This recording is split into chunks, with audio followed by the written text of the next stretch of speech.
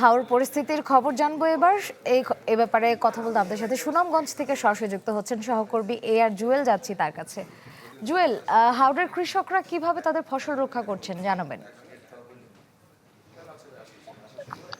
আশ্রয় আমরা গেল কয়েকদিনই বলেছি আসলে হাওরের যে পরিস্থিতি টানা রৌদ্রোজ্জ্বল আবহাওয়া, কৃষকরা তাদের যে ভেজা ফসল ছিল, পছন্দ ছিল যেই ফসল, সেই ফসল শুকানোর লড়াই ব্যস্ত সময় পার করছেন। গেল কয়েকদিন কিন্তু টানা রৌদ্রোজ্জ্বল আবহাওয়া ছিল, যার কারণে কিন্তু কৃষকরা তাদের যেই ফসলটুকু পানিতে কেটে এনেছিলেন এবং যেই ফসলগুলো বৃষ্টির জন্য শুকাতে পারেনি, সেই ফসলগুলোই কিন্তু গড়ে তোলার চেষ্টা করছেন। আমি যখন যে জায়গাটি আছি এটি হচ্ছে খাদ্য গুদাম, সরকারি খাদ্য গুদাম, যেখানে সরকার কৃষকদের কাছ থেকে ধান সংগ্রহ করছে, সেই খাদ্য গুদামে আছি। দেখতেই পাচ্ছেন আসলে কৃষকরা এখানে তাদের ধান সরকারকে দেওয়ার জন্য এখানে নিয়ে এসেছে, কিন্তু ভেজা ধান হওয়ায় কৃষকদের ধান কিন্তু সরকার নিচ্ছে না।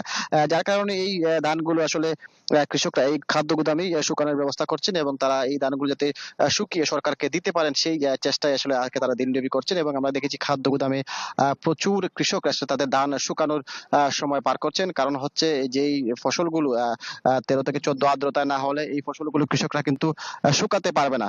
যার কারণে কিন্তু কৃষকরা এই সরকারের এই নির্দেশ অনুযায়ী খাদ্য গুদামে ধান শুকানোর চেষ্টা করছেন এবং যে ধানগুলো কিছুটা শুকিয়ে যাচ্ছে সেই ধানগুলো কৃষককে দিতে পারছেন। যদিও এখন পর্যন্ত সরকারের যে লক্ষ্যমাত্রা, সেটির কিন্তু কোনো একটু আসলে, যে তারা বলছেন 21,000 মেট্রিক টন ধান ক্রয় করবেন, সেই ক্ষেত্রে 200 মেট্রিক টন ধানও কিন্তু সরকার কিনতে পারেনি, কারণ কৃষকের কাছে সেই ধান দেওয়ার মতো ধান নেই।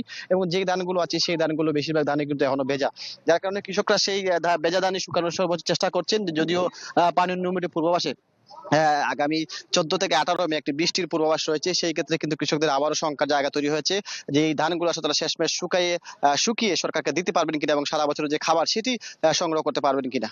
শ্রেয়া। ধন্যবাদ জুয়েল।